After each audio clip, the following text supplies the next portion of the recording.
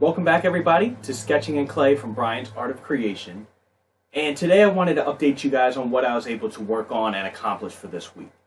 So I'm going to have a couple videos kind of spliced in here because I was actually able to finish Tears as well as Dorothy.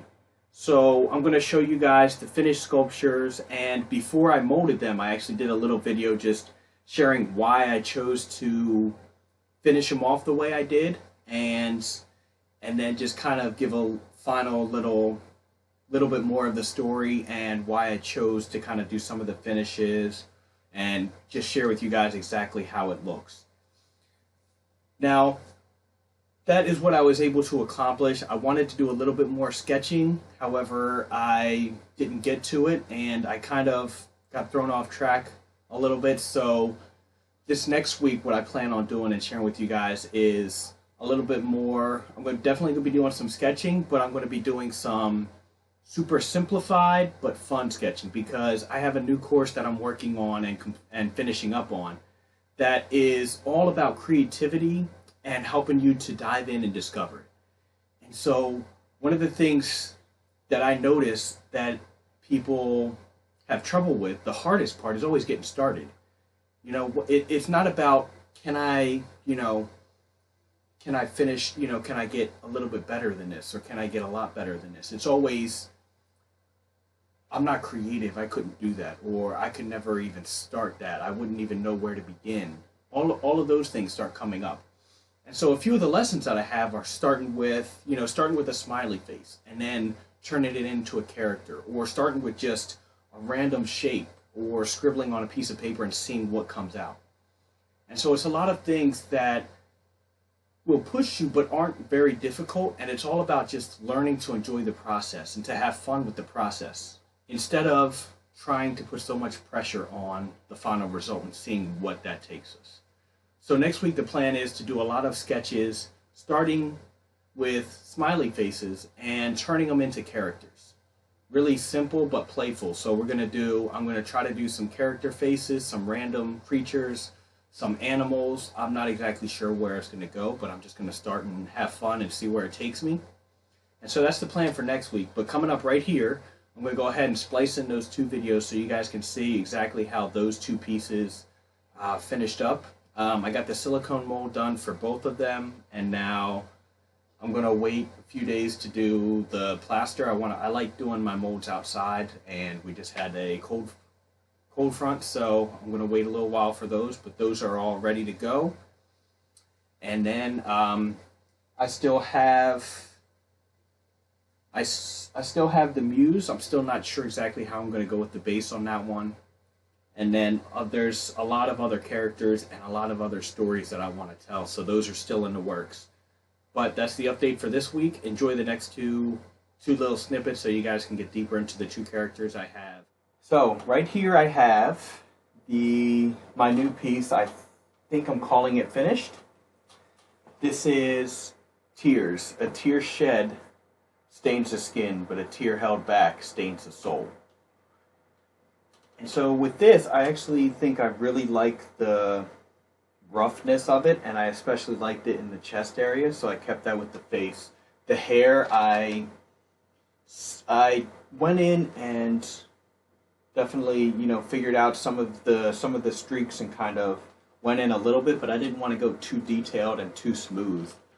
I started smoothing out like a couple of these, and the only issue I was having is that with having this smooth against this, it didn't feel like it matched the piece for me. So I kind of went back in and roughed these up a little bit, just because I already knew that the base I wanted super simple, and I have a good texture that I like on it that's pretty rough. And then in the chest area, when I was working it and just using the flat edge tool, or actually it's probably this one, just using the flat edge and really finding the shapes of it gave a nice texture that I'm happy with down here. And so I wanted to do that with that and the face. The hair is a little bit smoother.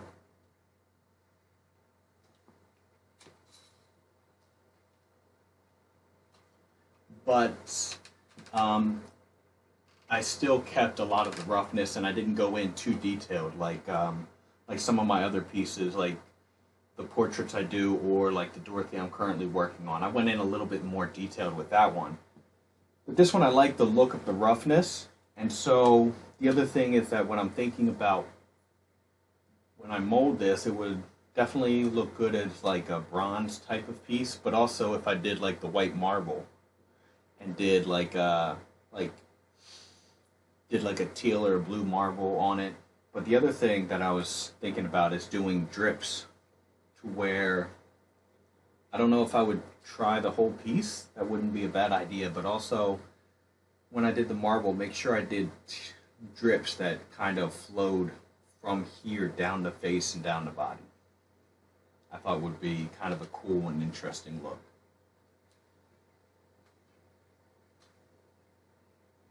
But there you go. This is what I ended up with for Tears.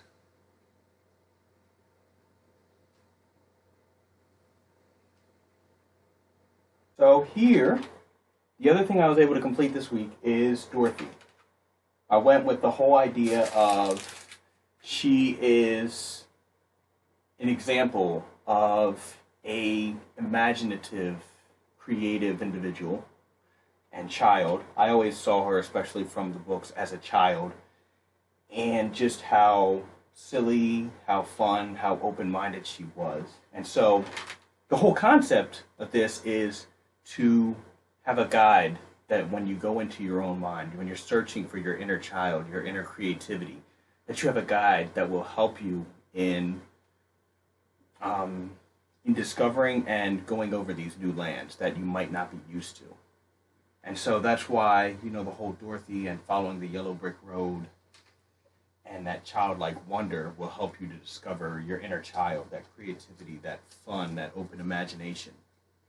And so with her, I smoothed everything out. I fixed up her eyes. I went in and did a little bit more detailing on her hair, especially her braids. And for her apron and her shirt, I kind of left it a little bit more rough. One, just because I like the look of it, but also because of the fact of, you know, she wasn't, you know, she grew up on a farm and she didn't grow up with too much. Therefore, there's a lot of hand-me-downs, a lot of worn-out clothing, and that's why I went for that. However, she still has that bright smile, that look of wonder and curiosity to her, though. And so, overall, I'm happy with her. So, the plan is to also get her molded. At least get her started to get molded. And that's what I got for her. But overall, I think she turned out pretty interesting. So, all right, I hope you guys enjoyed that. Thank you guys so much for watching. Please let me know what you guys think. If there's any demons, any struggles that you're battling with, and if I can help, I want to share with you guys as much creativity and how to use that to really overcome these obstacles. But go out there, get creative, have fun, and I will see you guys next week.